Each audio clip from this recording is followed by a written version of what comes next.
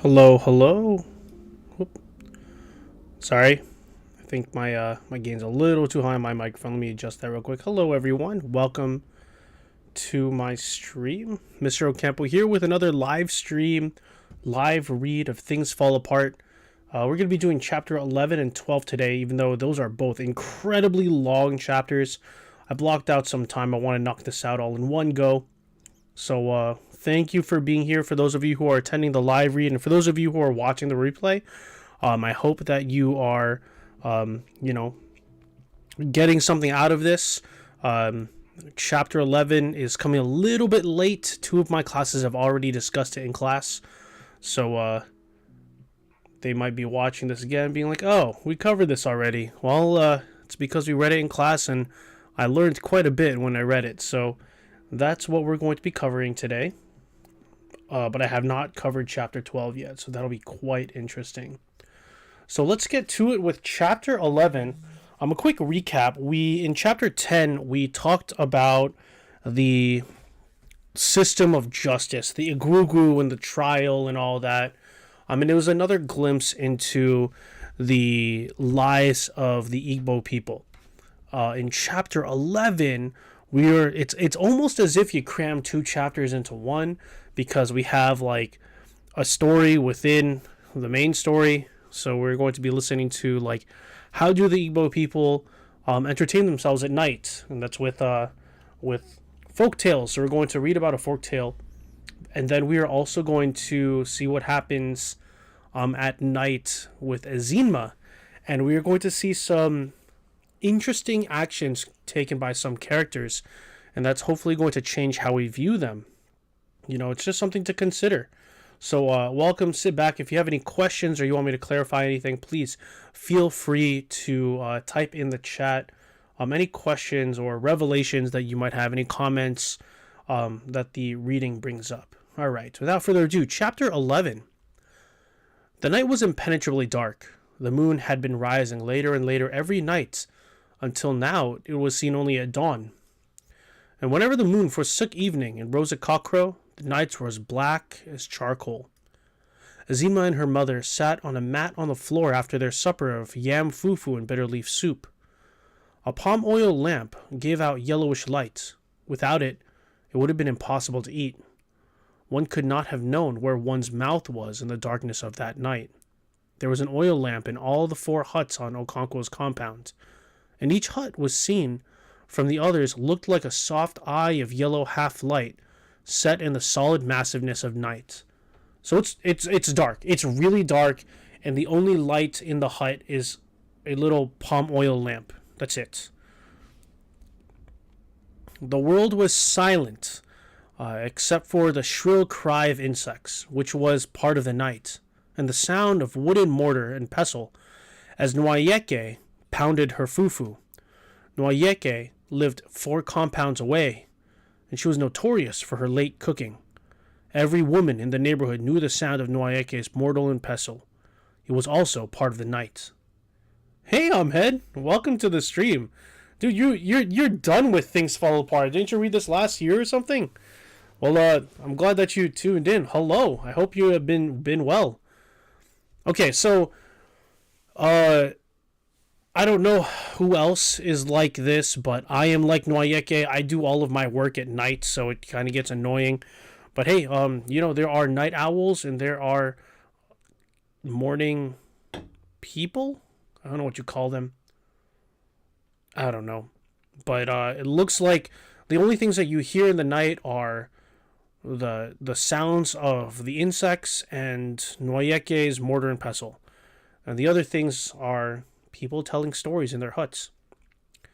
Okonkwo had eaten from his wife's dishes and was now reclining with his back against the wall. He searched his bag and brought out his snuff bottle. He turned it onto his left palm, but nothing came out. He hit the bottle against his knee to shake up the tobacco. That was always a trouble with Ondekeke's snuff. It very quickly went damp. There was too much saltpeter in it. Okonkwo had not bought snuff from him for a long time. Idigo was the man who knew how to grind good snuff, but he had recently fallen ill. Low voices, broken now and again by singing, reached Okonkwo from his wives' huts, as each woman and her children told folk stories. Akwefi and her daughter Azinma sat on a mat on the floor. It was Akwefi's turn to tell a story. Right. So this next segment is a really, really long segment about the story that Akwefi is telling to Azinma. And in short, it is about how a turtle got its shell. I do have a question, because I feel like we need to get ourselves into the mindset here. How would you entertain yourself if there was no electricity? Because if there's no electricity, there's no cell phones, no video games, no lights. Like, no lights to use to help read a book. You don't need electricity to read a book, but you do need electricity to give you light to read a book. How would you play? You don't have electricity to see anything, so what do you do to occupy your time at night? Maybe you're not tired. Maybe you're up until midnight, like a lot of you are. What do you do to entertain yourself? This is what the Igbo culture does. They tell stories. This is their television. Once upon a time, she began, all the birds were invited to a feast in the sky. They were very happy and began to prepare themselves for the great day. They painted their bodies with red camwood and drew beautiful patterns on them with uli. Tortoise saw all these preparations and soon discovered what it all meant. Nothing that happened in the world of the animals ever escaped his notice. He was full of cunning. As soon as he heard of the great feast in the sky, his throat began to itch at the very thought. There was a famine in those days, and Tortoise had not eaten a good meal for 2 moons. His body rattled like a piece of dry stick in his empty shell. So he began to plan how he would go to the sky. But he had no wings, said Azima. Be patient, replied her mother. That is the story. Tortoise had no wings, but he went to the birds and asked to be allowed to go with them. We know you too well, said the birds when they had heard him. You are full of cunning, and you are ungrateful. If we allow you to come with us, you will soon begin your mischief. You do not know me, said Tortoise. I am a changed man. I have learned that a man who makes trouble for others is also making it for himself. Tortoise had a sweet tongue, and within a short time all the birds agreed that he was a changed man, and they each gave him a feather, with which he made 2 wings. Oh my God, is this Unoka? I just made that revelation. The tortoise sounds like Unoka. Unoka was, he was able to convince people to always lend him money and stuff, right? This sounds like Unoka. I don't know why that was a connection. I didn't realize this in class. Anyway, so Tortoise is trying to get into this big party in the sky that only the birds can get to, because they can fly, and Tortoise can't fly. But he convinced all of the birds to give him a feather, and with all the feathers that the birds gave him, he made some wings. Don't ask me how it works, physics and all that. Just whatever. Just go along with it. It's a folktale. At last, the great day came, and Tortoise was the first to arrive at the meeting place.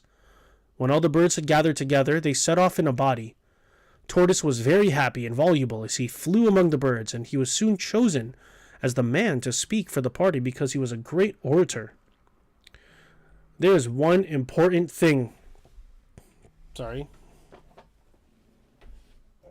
I'm getting distracted by my phone. Oh well. Okay. Where was I? There you go. There is one important thing which we must not forget, he said, as they flew on their way. When people are invited to a great feast like this, they take new names for the occasion. Our hosts in the sky will expect us to honor this age-old custom. I've never heard of it either.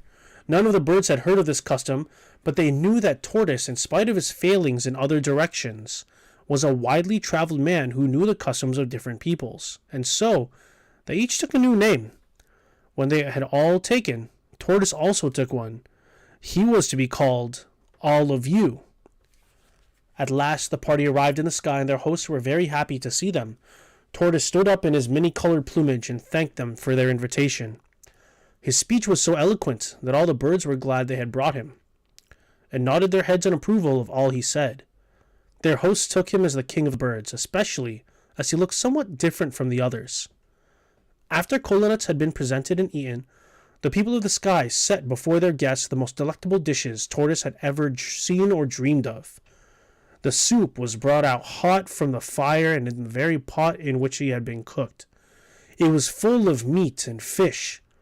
Tortoise began to sniff aloud. There was pounded yam and also yam pottage cooked with palm oil and fresh fish. There were also pots of palm wine. When everything had been set before the guests, one of the people of the sky came forward and tasted a little from each pot. He then invited the birds to eat. But Tortoise jumped to his feet and asked, "For whom have you prepared this feast?" "For all of you," replied the man. Tortoise turned to his birds and said, "You remember that my name is All of You. The custom here is to serve the smokespin first, and the others later. They will serve you when I have eaten." And this is why they didn't trust him, because he was going to do something tricky like this. He began to eat, and the birds grumbled angrily. The people of the sky thought it must be their custom to leave all the food for their king. And so Tortoise ate the best part of the food, and then drank 2 pots of palm wine, so that he was full of food and drink, and his body filled out in his shell. So Tortoise got the pick of the buffet right there. He got first dibs because he named himself All of You. It's interesting that these the sky people are they don't even question oh, this must be their custom, let's just let them do this. They don't know that even the birds are being deceived. The birds gathered round to eat what was left and to peck at the bones he had thrown all about the floor. Some of them were too angry to eat. They chose to fly home on an empty stomach. But before they left, each took back the feather he had lent to Tortoise. And there he stood in his hard shell, full of food and wine, but without any wings to fly home. He asked the birds to take a message for his wife, but they all refused. In the end, Parrot, who had felt more angry than the others, suddenly changed his mind and agreed to take the message. I wonder how Parrot's going to do this. "Tell my wife," said Tortoise, "to bring out all the soft things in my house and cover the compound with them, so that I can jump down from the sky without very great danger." Parrot promised to deliver the message and then flew away. But when he reached Tortoise's house, he told his wife to bring out all the hard things in the house. Good job, Parrot. And so she brought out her husband's hoes, machetes, spears, guns, and even his cannon. Tortoise looked down from the sky and saw his wife bringing things out, but it was too far to see what they were. When all seemed ready, he let himself go, and he fell and fell and fell until he began to fear that he would never stop falling.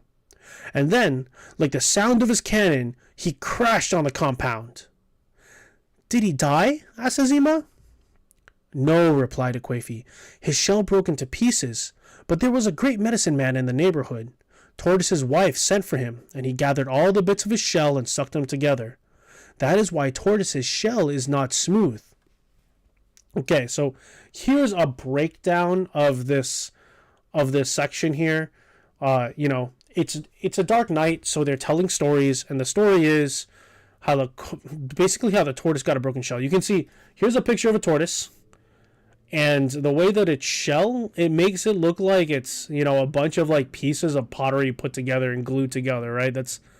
So in a lot of cultures, folk tales often depict like natural phenomenon that people aren't able to explain before science, Like, I'm pretty sure scientists have discovered why tortoise shells are like this now. But before, they would explain it as like, well, it's because tortoise went up to a party in the sky, and when he fell, he broke his shell, and so they put it back together again. Makes sense. And that may or may not be, the truth to them, but it is fun entertainment. It makes sense, in their culture, and that's fine. Okay. There is no song in the story, Azima pointed out. No, said Akwafi. I shall think of another one with a song. But it is your turn now.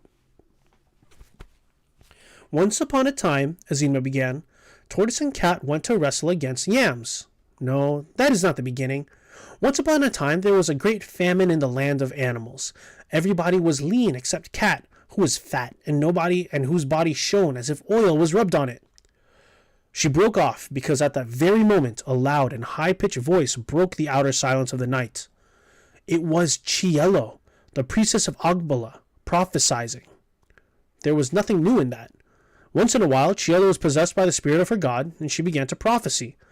But tonight she was addressing her prophecy and greetings to Okonkwo, and so everyone in his family listened. The folk stories stopped. Okay, so remember, it's a nice, quiet, dark night. All you hear are crickets and the sounds of the insects outside, and this one woman who's like cooking. That's really it. And then they hear just yelling, and I'm going to have to pronounce this, and I apologize. I'm going to turn down my volume actually for this because I'm going to lean into my microphone for this. So Chielo, if you don't remember, is the woman from the marketplace. She's Akwafi's friend, and she was in the she hangs out with Akwafi in the marketplace, and we ran into her during the wrestling matches. But we also found out that she is the priestess of Agbala, the spirit of the hills and the caves, the oracle, right? And every so often, I guess, she gets possessed by her spirit and goes out and speaks the prophecy, whatever the god wants, right? Okay, so this is what they hear.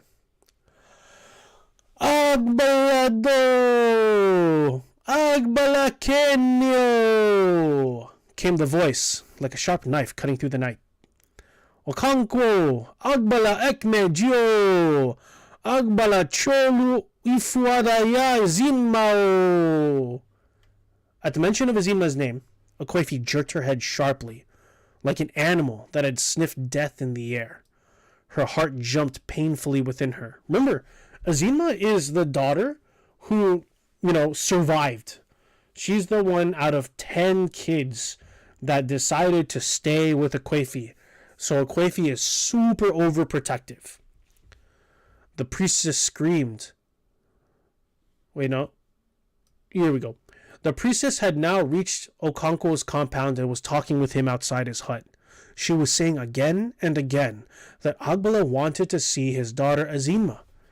Okonkwo pleaded with her to come back in the morning because Azima was now asleep. But Chielo ignored what he was trying to say and went on shouting that Agbala wanted to see his daughter.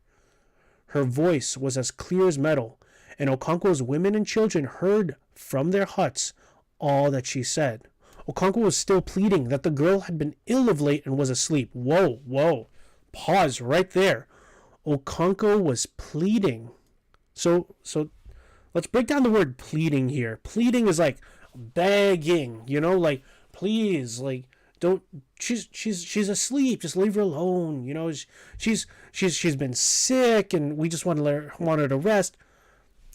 This is Okonkwo, the guy who doesn't show any weakness. He is begging for the priestess to leave Azima alone. Just keep that in mind. Akwafi quickly took her to their bedroom and placed her on their high bamboo bed. So she's trying to hide her. The priestess screamed, "Beware, Okonkwo," she warned. "Beware of exchanging words with Agbala. Does a man speak when a god speaks? Beware! She walked through Okonkwo's hut into the circular compound and went straight towards Akwefi's hut. Okonkwo came after her. Akwefi, she called. Agbala greets you. Where is my daughter Azina? Agbala wants to see her. Akwefi came out from her hut, carrying her oil lamp in her left hand. There was a light wind blowing, so she cupped her right hand to shelter the flame. Inwoye's mother, also carrying an oil lamp, emerged from her hut.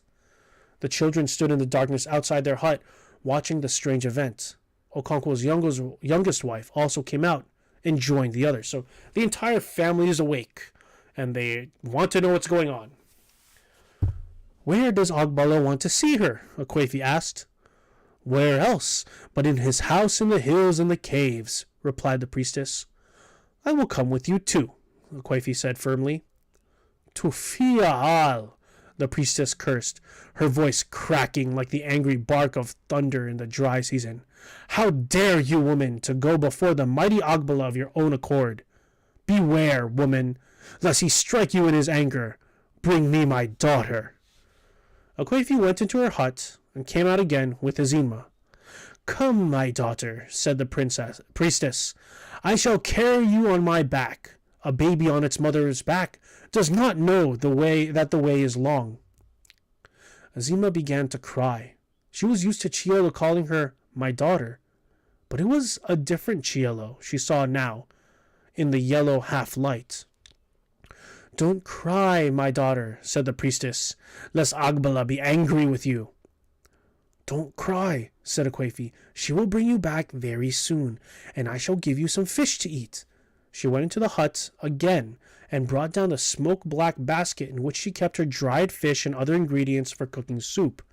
She broke a piece in two and gave it to Azima, who clung to her. Don't be afraid, said Akwefi, stroking her head, which was shaved in places, leaving a regular pattern of hair. They went outside again.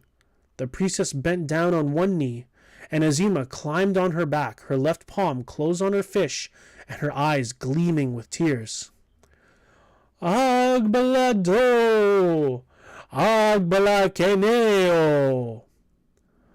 Chielo began once again to chant greetings to her god. She turned around sharply and walked through Okonkwo's hut, bending very low at the eaves. Azima was crying loudly now, calling on her mother.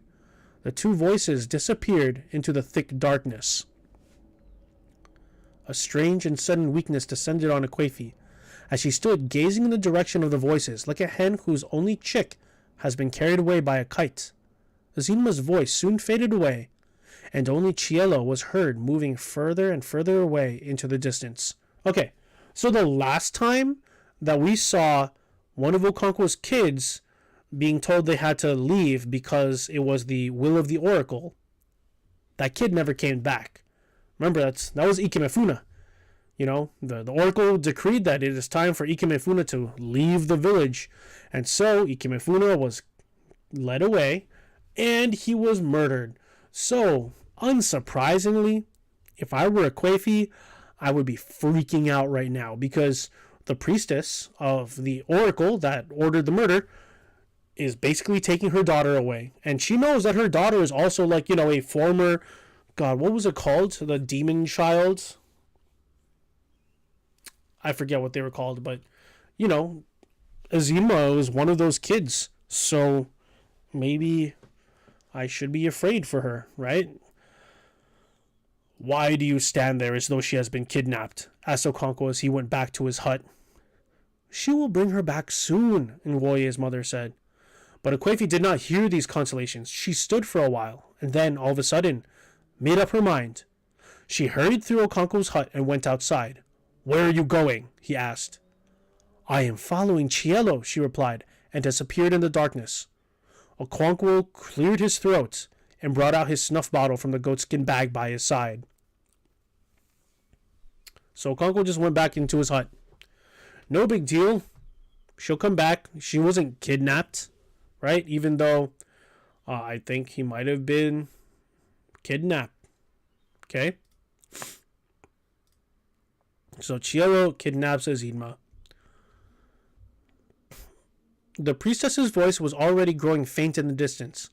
Akwefi hurried to the main footpath and turned left in the direction of the voice.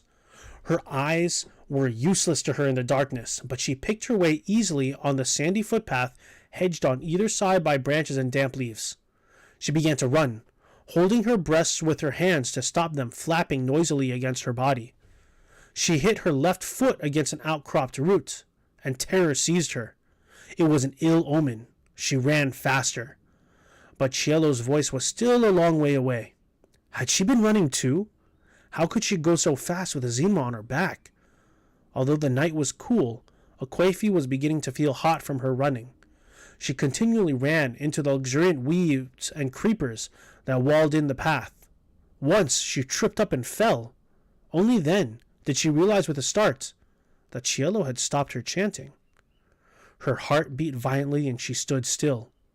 Then Cielo's renewed outburst came from only a few paces ahead. But Akwefi could not see her.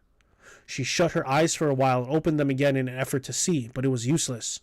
She could not see beyond her nose. So Akwefi gives chase. She's trying to catch up to Azima and Cielo, but it's so dark she can't see anything in front of her. She's basically going by like how the path feels on her feet and how she can hear Cielo's voice, because Cielo's chanting, except when she stops. And when she stops, Akwefi's so distracted that she doesn't realize she's caught up.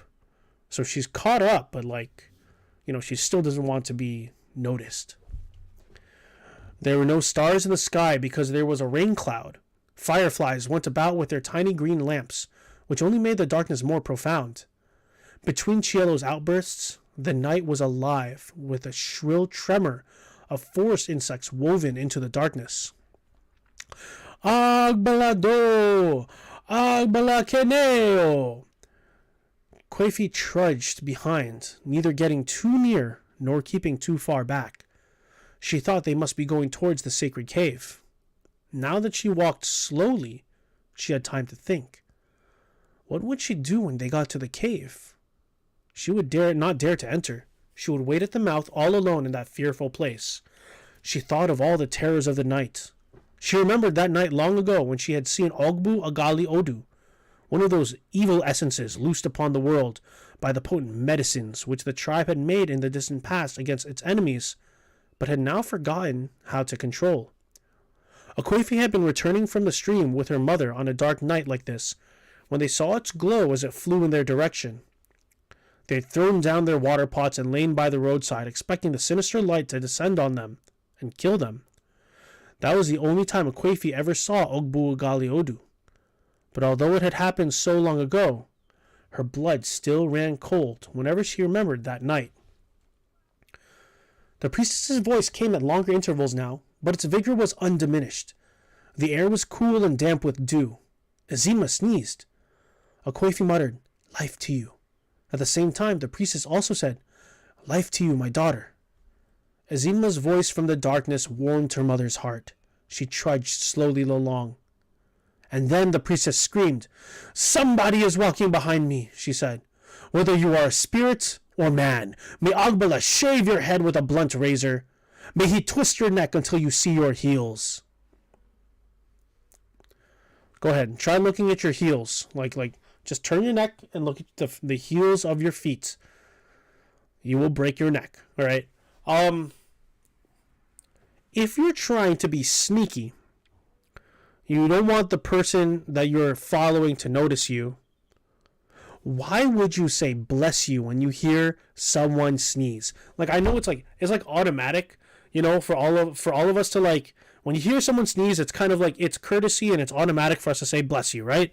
But when you're trying to not be noticed, you should probably be quiet, like that scene played comically in my head. I don't know why. It's like you're trying to be all ninja like, and then you hear Azima sneeze and you say "bless you." It's like you're just telling him where you are. Oh my god. Okay. Akwefi stood rooted on to the spot. One mind said to her, "Woman, go home before Agbala does you harm." But she could not. She stood until Cielo had increased the distance between them. She began to follow them again. She had already walked so long that she began to feel a slight numbness in the limbs and in the head. Then it occurred to her that they could not have been heading for the cave. They must have bypassed it long ago. They must be going towards Umuachi, the farthest village in the clan. Chielo's voice now came after long intervals. Okay, so she doesn't know if she's like going to take that threat seriously, but she wants to keep going. She wants to follow Azima and Chielo. And it turns out that they are going further than where the caves are. They're going to this Umuachi. It's a village on the far edge of the clan's territory. It seemed to Okwefi that the night had become a little lighter. The cloud had lifted and a few stars were out. The moon must be preparing it to rise, its sullenness over. When the moon rose late in the night, people said it was refusing food, as a sullen husband refuses his wife's food when they have quarreled. Agbala do! Umuachi! Agbala kene unol! It was just as Okwefi had thought. The priestess was now saluting the village of Umuachi. It was unbelievable, the distance they had covered. As they emerged into the open village from the narrow forest track, the darkness was softened and it became possible to see the vague shape of trees. Okwefi screwed her eyes up in an effort to see her daughter and the priestess. But whenever she thought she saw the shape, it immediately dissolved like a melting lump of darkness. She walked numbly along. Chielo's voice was now rising continuously, as when she first set out. Okwefi had a feeling of spacious openness, and she guessed they must be on the village Ilo, or playground. And she realized too, with something like a jerk, that Chielo was no longer moving forward. She was in fact returning. Okwefi quickly moved away from her line of retreat. Chielo passed by, and they began to go back the way they had come. So she went to the village, and now they're going back. That's it. I don't know why he would do this, but she's possessed by her god, so whatever. Stay hydrated, kids. It was a long and weird journey, when Okwefi felt like a sleepwalker most of the way.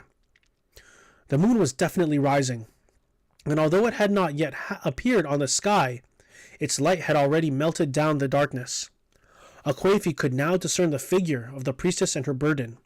She slowed down her pace so as to increase the distance between them. She was afraid of what might happen if Chielo suddenly turned round and saw her. She had prayed for the moon to rise, but now she found the half-light of the incipient moon more terrifying than the darkness. The world was now peopled with vague, fantastic figures that dissolved under her steady gaze and then formed again in new shapes. At one stage, Okwefi was so afraid that she nearly called out to Chielo for companionship and human sympathy. What she had seen was the shape of a man climbing a palm tree, his head pointing to the earth and his legs skywards. Okay, so the moon is starting to come up, and it's starting to get a little bit brighter out so you can see, but you can only see like shadows.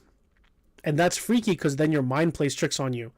Because apparently what Okwefi is seeing is some dude climbing a tree backwards, like, legs first and then climbing up the tree. It's kind of like The Ring, like crawling. Ugh. So she freaks out, At that very moment, Chielo's voice rose again in her possessed chanting, and Okwefi recoiled because there was no humanity there. It was not the same Chielo who sat with her in the market and sometimes bought beancakes for Azima, whom she called her daughter. It was a different woman, the priestess of Agbala, the oracle of the hills and caves. Okwefi trudged along between two fears. The sound of her benumbed steps seemed to come from some other person walking. Hold on. There you go. Where was I? Sorry, there's a little notification that has bothered me real quick. Take care of that. Okay. Here. The sound of her benumbed steps seemed to come from some other person walking behind her. Her arms were folded across her bare breasts. Dew fell heavily and the air was cold. She could no longer think, not even about the terrors of the night.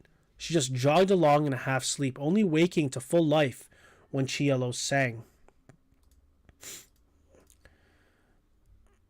Hey, yep, we are reading about Okonkwo. Welcome to my stream, Donut. At last they took a turning and began to head for the caves. From then on, Cielo never ceased in her chanting. She greeted her god in a multitude of names. Ahmed. Nope. Sorry, Ikemefuna is no longer part of the story at this point. Sorry if I spoiled it for anyone. She greeted her god in a multitude of names. The owner of the future, the messenger of the earth, the god who cut a man down when his life was sweetest to him. Akwefi was also awakened, and her benumbed fears revived. The moon was now up, and she could see Cielo and Azima clearly. How a woman could carry a child of that size so easily and for so long was a miracle. But Akwefi was not thinking about that. Cielo was not a woman that night. Agbalado, Agbala Keneo, Chinegbumadu Bosi, Nduina Yanato Ya Uto Daluo. Akwefi could already see the hills looming in the moonlight. They formed a circular ring with a break at one point, through which the foot track led to the center of the circle. As soon as the priestess stepped into this ring of hills, her voice not only doubled in strength, but was thrown back on all sides. Oh, that's neat. A natural echo chamber. Like it's like a bunch of hills, and then once you're inside the hills, like if you yell into it, it echoes. So it makes it more majestic, more like mystical. It was indeed the shrine of a great god. Akwefi picked her way carefully and quietly. She was already beginning to doubt the wisdom of her coming. Nothing would happen to Azima, she thought, and if anything happened to her, could she stop it? She would not dare to enter the underground caves. Her coming was quite useless, she thought. As these things went through her mind, she did not realize how close they were to the cave mouth. And so when the priestess, with Azima on her back, disappeared through a hole hardly big enough to pass a hen, Akwefi broke into a run as though to stop them. As she stood gazing at the circular darkness which had swallowed them, tears gushed from her eyes, and she swore within her that if she heard Azima cry, she would rush into the cave to defend her against all the gods in the world. She would die with her. That's crazy. So, like, if you guys don't remember, the setting of the cave temple is you have to crawl in through like a very small hole, and then that small hole opens up into the cave where the priestess usually is, and like has a fire that represents Agbala, their oracle. So Cielo takes Azima into that cave, and Akwefi is like, well, if I hear Azima cry, I'm going in. I'm gonna fight. Having sworn that oath, she sat down on a stony ledge and waited. Her fear had vanished. She could hear the priestess's voice, all its metal taken out of it by the vast emptiness of the cave. She buried her face in her lap and waited. She did not know how long she waited. It must have been a very long time. Her back was turned on the footpath that led out of the hills. She must have heard a noise behind her and turned around sharply. A man stood there, with a machete in his hand. Akwefi uttered a scream and sprang to her feet. "Don't be foolish," said Okonkwo's voice. "I thought you were going into the shrine with Cielo," he mocked. Akwefi did not answer. Tears of gratitude filled her eyes. She knew her daughter was safe. That is interesting. That is very interesting. I want to come back to this. That is very interesting right there, okay? What was it that changed that helped her know that her daughter was safe? What was the thing that changed? "Go home and sleep," said Okonkwo. "I shall wait here." "I shall wait too. It is almost dawn. The first cock has crowed." As they stood there together, Akwefi's mind went back to the days when they were young. She had married a nene because Okonkwo was too poor then to marry. 2 years after her marriage to Anene, she could bear no longer and she ran away to Okonkwo. It had been early in the morning. The moon was shining. She was going to the stream to fetch water. Okonkwo's house was on the way to the stream. She went in and knocked at his door, and he came out. Even in those days, he was not a man of many words. He just carried her into his bed, and in the darkness began to feel around her waist for the loose end of her cloth. That's pretty direct. Okay. Not even like an introduction. Didn't even like, have dinner together. Just like, all right, you're here. Let's go to the bed. I want to highlight this. Even in those days, he was not a man of many words. We know that Okonkwo doesn't express himself. He doesn't really show his affection or any emotion, because to show emotion is to show weakness. He is a man of action. So let's think about this chapter, because, guys, that's chapter 11. It was a long read, but it seems like a lot has happened. And I know we barely hear about Okonkwo, but let's think about what happened here. Okonkwo, he pleads for Chielo at the beginning to leave Azima alone. But, he doesn't want to really mess with the gods. So he lets her go, and he kind of brushes off. He's like, what, you think she's getting kidnapped? And then he walks away to his hut. And then we're with Akwefi the rest of the chapter until this end part. And it makes me think, why is Okonkwo there? And why does Okonkwo have his machete? You only bring your machete if you're willing to fight. And he must have been there long enough to know that Akwefi was going to, might have gone in. So that leads me to think, and this is just my speculation, kids. We were following Akwefi this entire time. And she was so, focused on Azima and Chielo and following them that maybe she didn't notice that maybe Okonkwo was following her. Right? And why is that important? Why is it important to think that Okonkwo was following them? He's got his machete and he's following them. It's this here. Tears of gratitude filled her eyes. She knew her daughter was safe. As soon as she realized that Okonkwo was there, she felt safety. She felt like everything was going to be okay because Okonkwo was there with them. That says a lot about how Akwefi views Okonkwo. And remember, Akwefi is the wife that Okonkwo beat up because she wrapped food in banana leaves. Akwefi is also the same wife that Okonkwo almost shot with his gun. And yet she feels safe with Okonkwo. And then while they're together, she's reminded of how much she loved him and why she ran away from her first marriage to be with Okonkwo.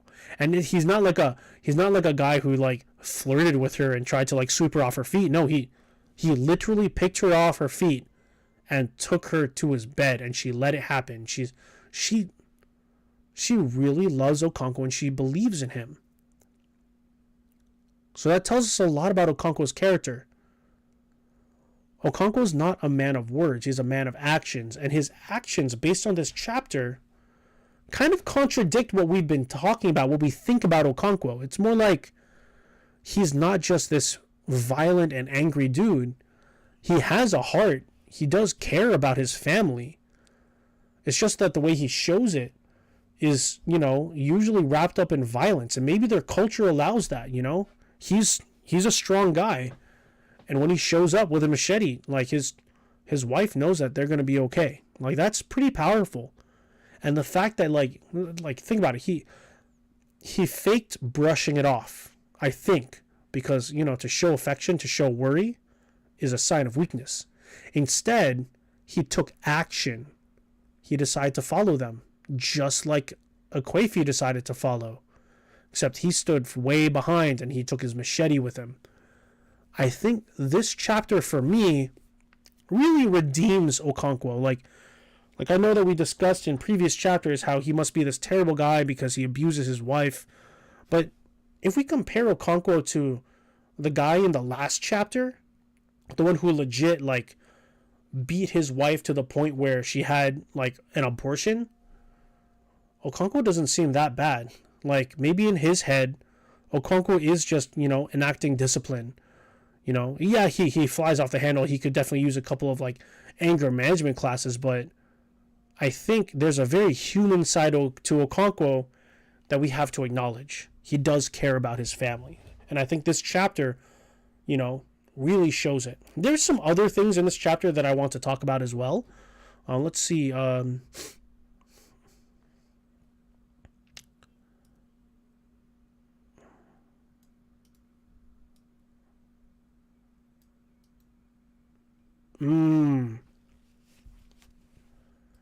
Got some good quotes here that tell us about like the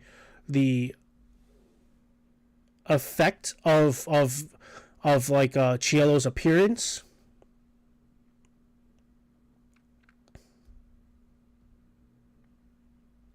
So I want you to take a look at those quotes, but I have some other quotes that I want to also point out because these are what I noticed while I was reading. Okay, so I know that this is a really weird thing for me to notice, but I thought this was a very like distinct sensory detail. Here. So right when Akwefi starts running to catch up with Azima and Cielo, she began to run, holding her breasts with her hands to stop them flapping noisily against her body. I'm like, wait, why would her breasts be flapping noisily against her body? And then again, over here, something about her being cold.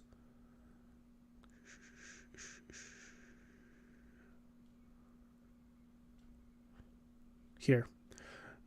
Her arms were folded against her bare breasts. Dew fell heavily and the air was cold. So, I know this is really like dumb for me to think about, but she's not wearing a top. She doesn't wear like undergarments to support her breasts. And in my head, I'm like, that image is never really brought up except for now when it's like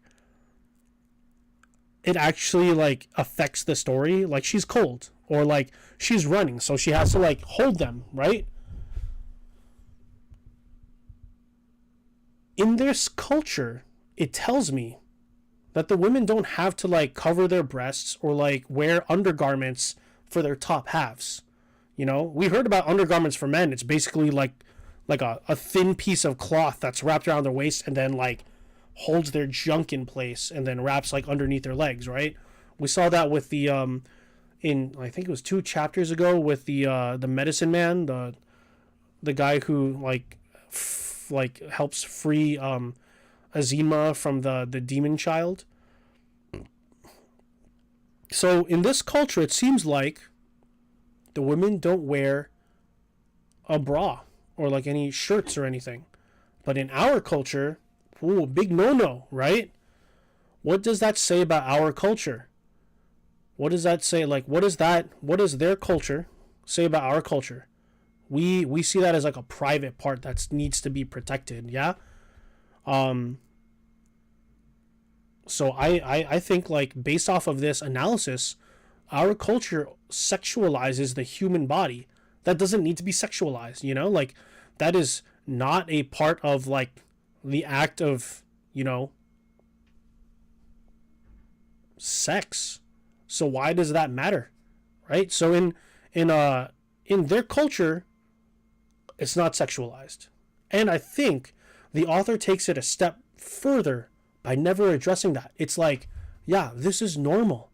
Why would I need to address something that's normal to us, you know? So, yeah, it says one thing that I'm pointing this out, but I think that's how we need to approach culture. When we see something that sticks out, we take note of it, we try to understand it, and then we reflect on what it says about our own culture. I'm trying to go through the process here with how we should be looking at this book, because I swear, the first 2 or 3 times I read this book, I never even noticed that until I read it now. I'm like, that is a strange detail to put in. And now it's telling me something about our culture. Maybe it's because I live in Las Vegas and I notice these things, but yeah, our culture definitely sexualizes the female body. And, you know, whether you agree with that or not, that's just how our culture is. And it stands in stark contrast to the culture that we are studying in this book. I just thought that was an interesting thought. Some other things that I think are interesting. I think just Okonkwo in general with his actions. Keep that in mind. Because remember, we are trying to analyze Okonkwo's character. And if not Okonkwo's character, analyze the other ones. Like, you can analyze Akwefi's character and how she reacts to her daughter being taken away. Okay, so this is all stuff that, going through my head. This is what makes reading this book fun. If you are following along with my thought process, yeah, let me know. Tell me what you are thinking about this chapter. If there's anything that confuses you, you got to speak up, because I want to discuss it. I want to understand it with you. I don't even know what to put down in the slides, because that might get me in trouble, because when teachers talk about things that are taboo, it's freaky. It scares parents. So who knows, my YouTube might be taken down, I might be canceled, and I might be fired from my job. All right, let's read chapter 12. Whew, I haven't read chapter 12 yet, so this is going to be my first my live read with a dead understanding. I haven't read this in a year, so let's see how long this goes. Oh my god. It's not that bad. Okay. It's a few pages. I hope those of you who are watching the live read are okay and are all right with me reading this with my live reactions. It's not making anyone feel uncomfortable. And if you are watching this as a replay, go ahead and mute me and just pretend like you're watching it for school credit, even though you won't get any. Just, this is for you. Chapter 12. On the following morning, the entire neighborhood wore a festive air because Okonkwo's friend, Obierka, was celebrating his daughter's Uri. What in the world? So the next day, as if Azima had never left, everyone is just chilling because it is Uri. It is a day on which her suitor, having already paid the greater part, would bring palm wine not only to her parents and immediate relatives, but to the wide and extensive group. So this is the big party. This is the wedding, right? I think. This is a day on which her suitor, having already paid the greater part of her bride price, would bring palm wine not only to her parents and immediate relatives, but to the wide and extensive group of kinsmen called Umana. Is that Umana? Is that extended family? Everybody had been invited, men, women, and children, but it was really a woman's ceremony, and the central figures were the bride and her mother. Must be a wedding. As soon as day broke, breakfast was hastily eaten, and women and children began to gather at Obierka's compound to help the bride's mother in her difficult but happy task of cooking for a whole village. Okonkwo's family was astir like any other, so they just finish eating breakfast and they start cooking for lunch. Okonkwo's family was astir like any other family in the neighborhood. And Woye's mother and Okonkwo's youngest wife were ready to set out for Obierka's compound with all their children. And Woye's mother carried a basket of cocoyams, a cake of salt, and smoked fish, which she would present to Obierka's wife. Okonkwo's youngest wife, Ojiugo, had also had a basket of plantains and cocoyams and a small pot of palm oil. Their children carried pots of water. Akwefi was tired and sleepy from the exhausting experiences of the previous night. It was not very long since they had returned. The priestess, with Azima sleeping on her back, had crawled out of the shrine on her belly like a snake. She had not as much as looked at Okonkwo and Akwefi or shown any surprise at finding them at the mouth of the cave. Like nothing happened. She looked straight ahead of her and walked back to the village. Okonkwo and his wife followed at a respectful distance. They thought the priestess might be going to their house, but she went to Okonkwo's compound, passed through his obi, and into Akwefi's hut and walked into her bedroom. She placed Azima carefully on the bed and went away without saying a word to anybody. What in the world did this woman do? Azima was still sleeping when everyone else was astir, and Akwefi asked Nwoye's mother and Ojiugo to explain to Obierka's wife that she would be late. She had got ready her basket of cocoyams and fish, but she must wait for Azima to wake. "You need some sleep yourself," said Nwoye's mother. "You look very tired." As they spoke, Azima emerged from the hut, rubbing her eyes and stretching her spare frame.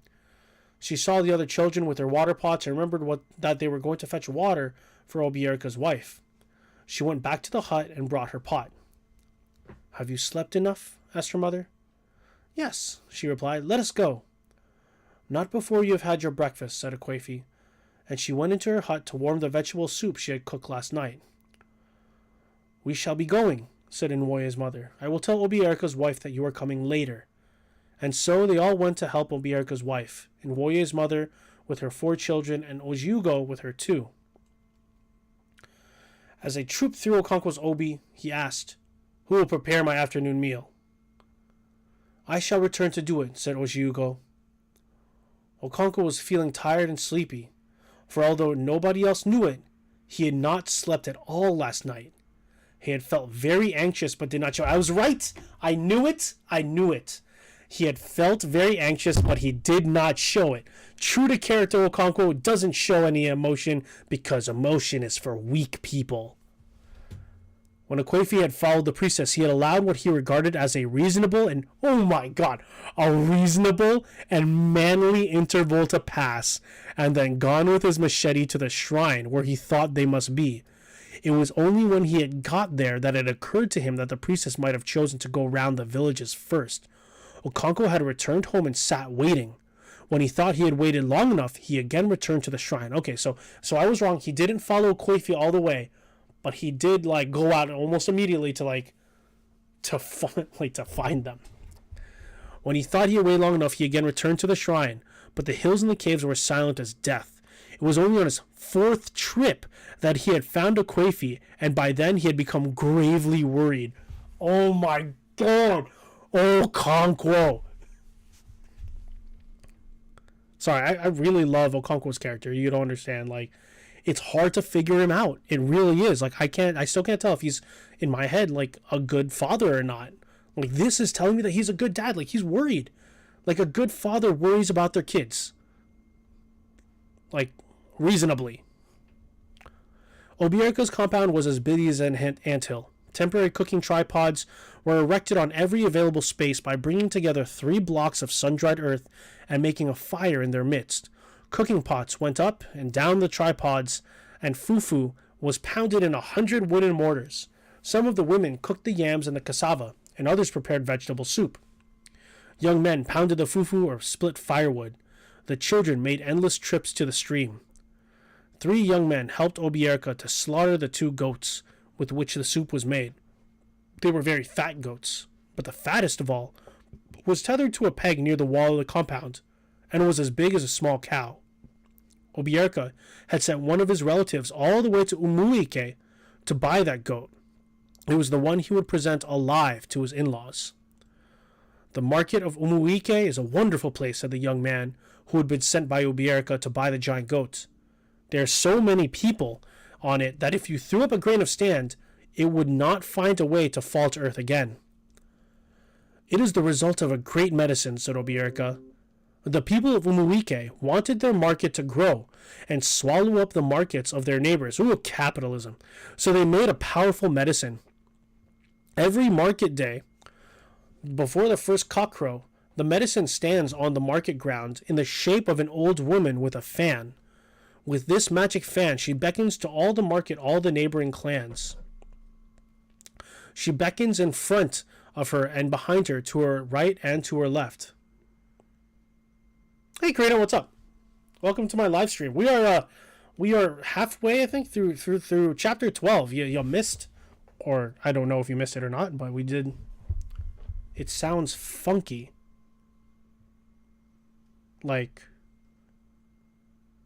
I don't know what that means. It sounds funky? No. What happened to my mic? Is that better? I swear if there's something wrong with my mic, I'll be so mad.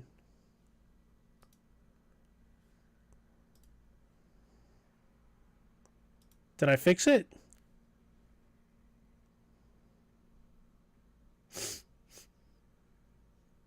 I hope it's okay. Well, welcome. I am just getting through chapter 12, and this is the first time I'm reading it this year, so I don't really know if I'm, if it's okay. Static noises.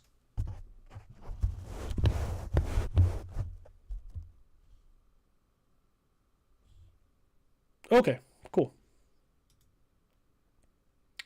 I wonder if it was picking up, like there was a like a lawnmower outside.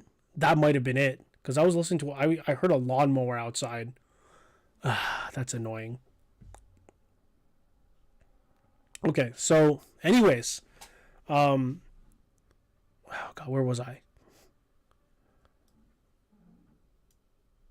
Here. Okay, so I guess this guy is talking about like this market that he went to. Thank you for the feedback, by the way, Karina. Much appreciated. I need someone to like give me that feedback. So this dude who went to the market to buy this fat goat is telling us about like how this other village has a great medicine. So I don't think medicine is what we think of, like how we think of modern medicine, like, you know, like a drug, like the vaccine or something to help with, like, you know, like illnesses. In medicine, it seems like it's like a like some sort of magical thing that you create to have a desired effect. So it looks like this village created a medicine to make their market grow and swallow the markets of their neighbors. Every market day before the first cock crow, this medicine stands on the market ground in the shape of an old woman with a fan. With this magic fan, she beckons to the market all the neighboring clans. She beckons in front of her and behind her, to her left and to her right. So I want to imagine like a statue of an old woman, and it faces in four directions. I don't know. And so everybody comes, said another man. Honest men and thieves. They can steal your cloth from off your waist in that market. What? Yes, said Obierka. I warned Nwanquo to keep a sharp eye and a sharp ear. There was once a man who went to sell a goat. He led it on a thick rope which he tied around his wrist. But as he walked through the market, he realized that people were pointing at him as they do to a madman. He could not understand it until he looked back and saw that what he led at the end of the tether was not a goat, but a heavy log of wood. Do you think a thief can do that kind of thing single-handed? Asked Nwanquo.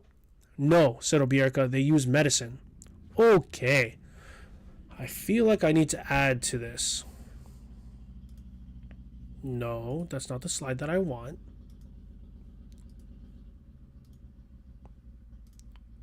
Okay.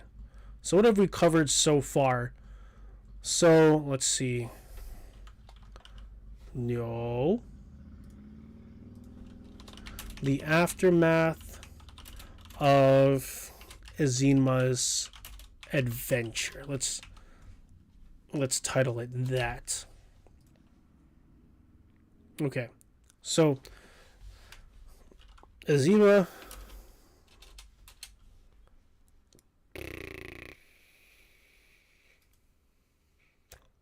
there we go. Ezinma did not get much sleep. She was returned very late, early in the morning. Cielo did not even regard the fact that Okonkwo and Akwefi waiting outside.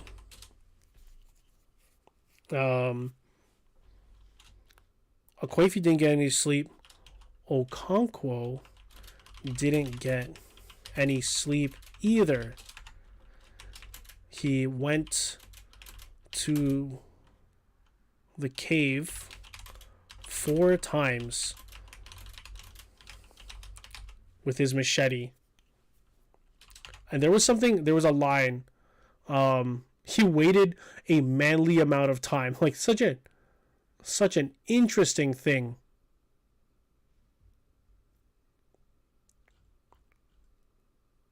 Here we go. Here we go. When Akwefi had followed the priestess, he had allowed what he regarded as a reasonable and manly interval to pass, and then gone with his machete to the shrine. It's so dumb. He had allowed what he regarded as a reasonable and manly interval. And then what else? He had felt very anxious but did not show it. And that's another. So again, Okonkwo he doesn't show his emotions. And we were right in chapter 11 that Okonkwo, like, he was worried about Azima. He just didn't show it. But what he did show is his actions, which is, he was that dad who constantly calls, or like, he won't like start crying or anything, but he'll start driving around the city looking for his lost daughter. Like, that's Okonkwo. I can respect that. That's cool. What else? So that's kind of like what we learned about Azima's adventure. So now we are Obierica.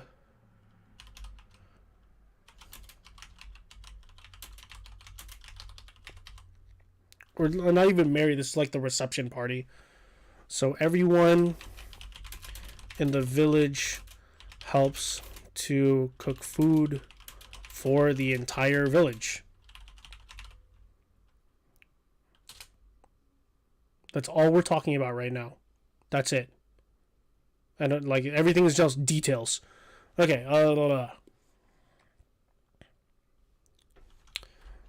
Someone goes to a neighboring village to purchase a fat goat. This person tells about medicine to make the market lively and huge. Yeah, that's what they're talking about now. When they cut the goats, so we have to make a note. Medicine is not what we think of.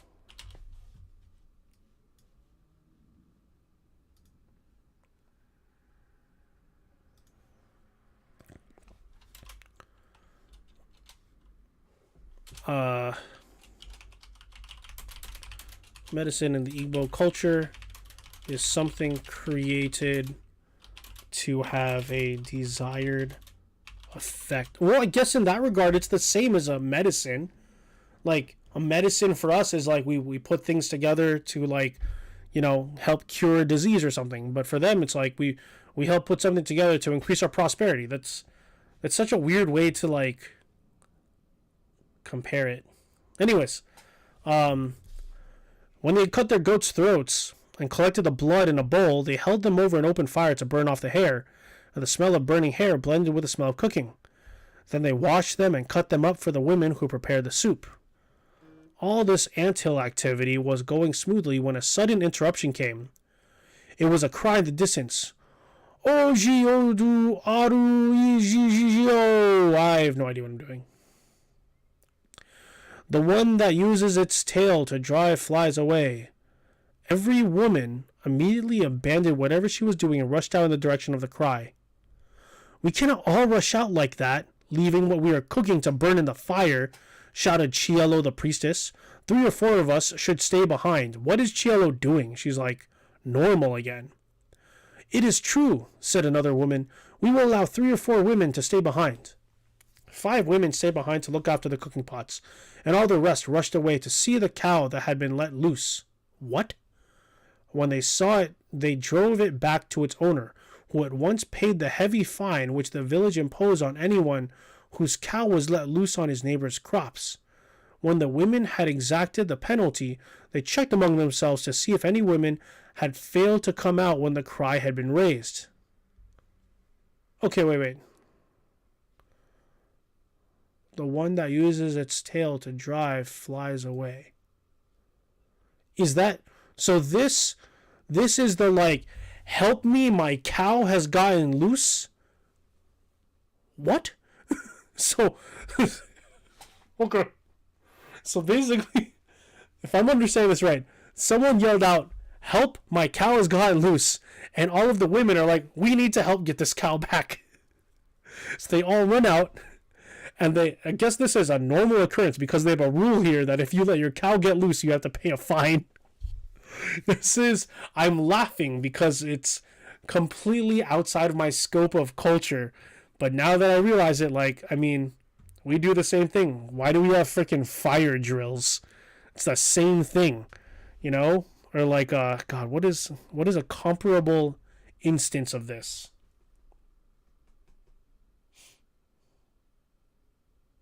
I don't know. Or like what in a real fire, if someone calls out for a like help, my house is on fire.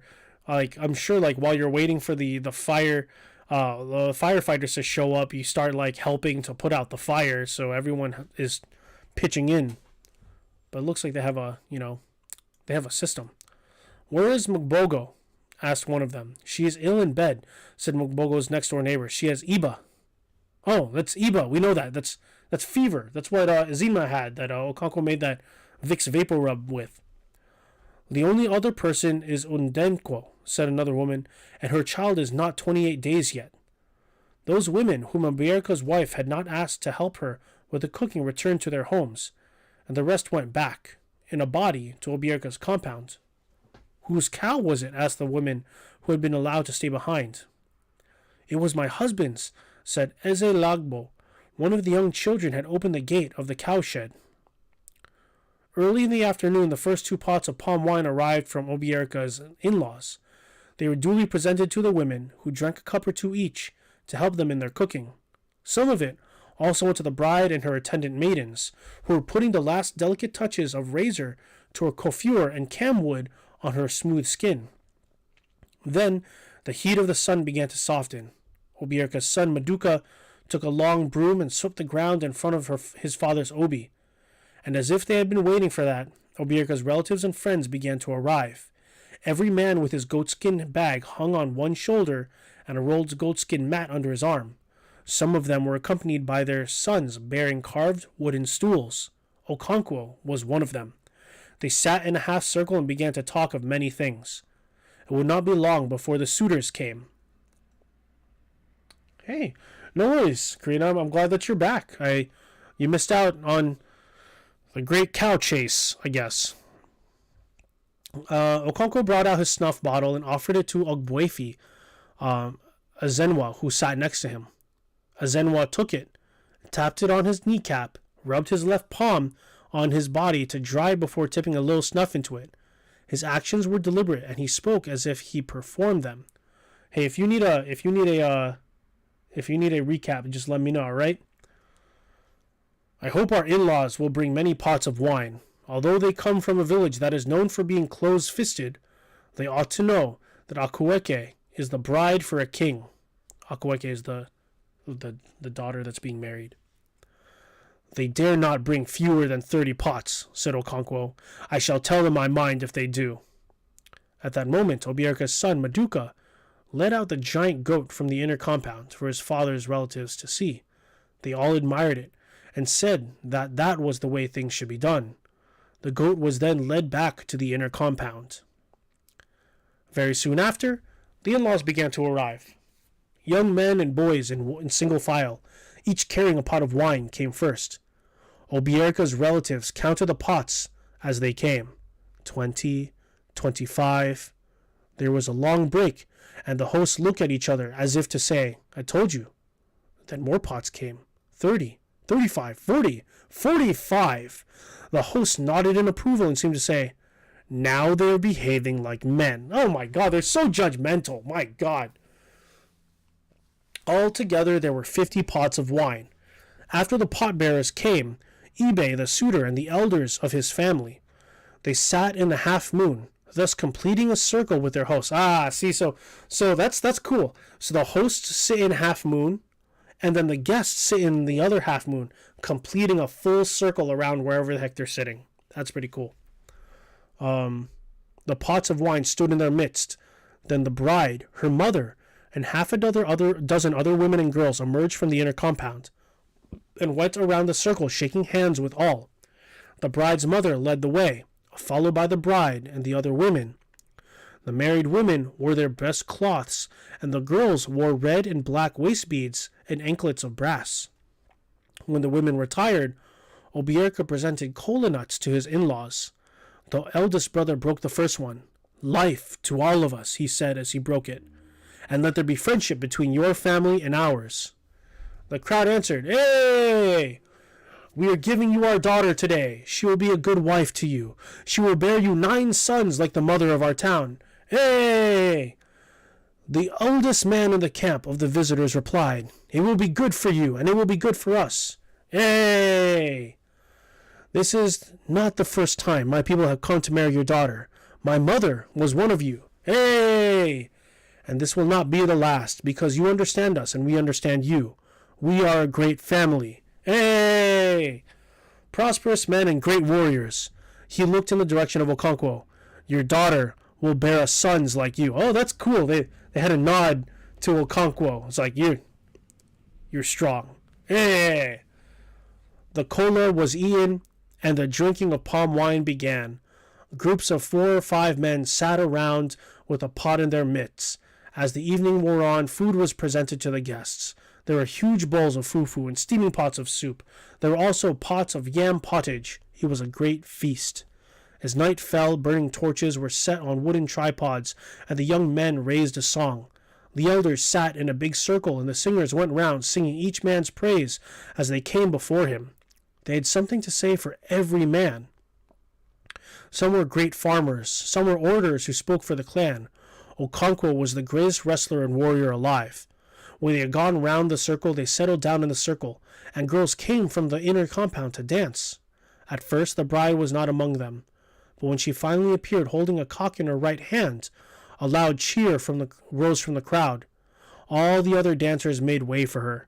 She presented the cock to the musicians and began to dance. Her brass anklets rattled as she danced, and her body gleamed with camwood in the soft yellow light. The musicians, with their wood, clay, and metal instruments, went from song to song, and they were all gay. They sang the latest song in the village. "If I hold her hand, she says don't touch.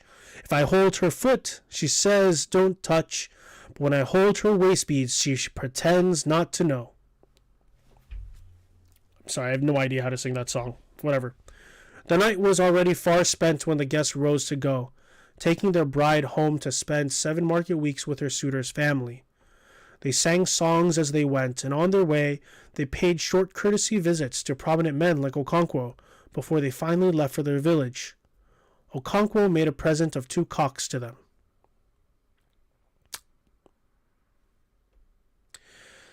I think the marriage is finally over. Wow, that was a long, this was chapters long waiting for this wedding ceremony, but it was pretty cool. I don't know how many of you have attended weddings before, but this had all of the pomp and circumstance. There was ceremonies, there was people to greet, there was a lot of preparation involved. There's people dressed up, there's singing, there's dancing, there's food, there was everything, And I just keep thinking that this is historically depicted. African people were historically depicted as a savage and uncivilized group. But when finally told from the words of Chinua Achebe, someone who was born and raised in that culture, this seems completely normal. It seems like any other civilized, any other like any other culture, Keep that in mind. Remember, this is how we should be feeling, I think. This is his goal. His goal is to make us realize, yes, my culture is a valid culture. You've been telling the story wrong. All of you, colonists, colonials, and Europeans have been telling the story of my people wrong all these years. We are not people who are uneducated and savage and need technology and stuff. We have our own way of life, our own way of living, and this is it. Accept us for who we are. So, I feel like we're getting close, kids. Here it is. Look at this. Look, we are more than halfway through. Those 2 long chapters push us over to the edge. We are more than halfway through this book. Okay? And I'm just going to take a sneak peek. There's chapter 13. Part 2. There it is. We're finally getting to part 2. So next week we'll be into part 2.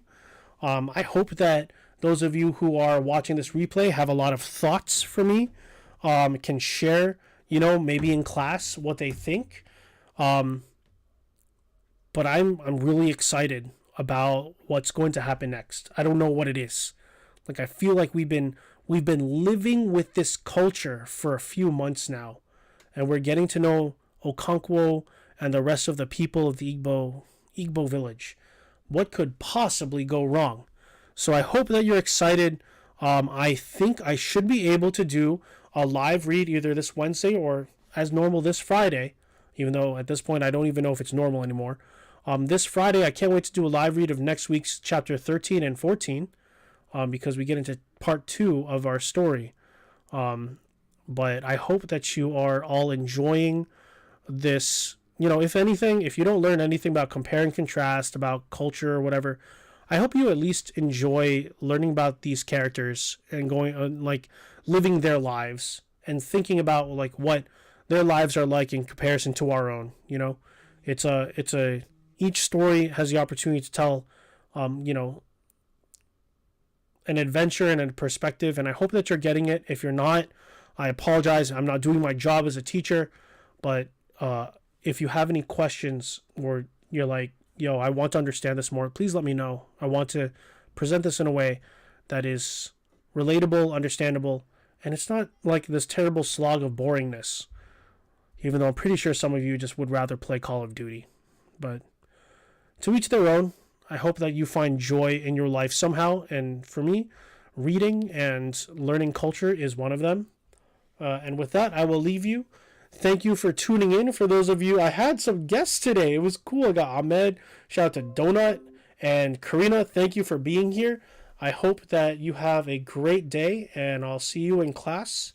Thank you for tuning in. Leave a comment on the video. Tell your friends to show up next time if they have a chance, or just to watch the replay if they're confused and want to know what we're talking about. All right. So thank you so much, everyone. You have a wonderful day. And keep reading. Have fun. Take care.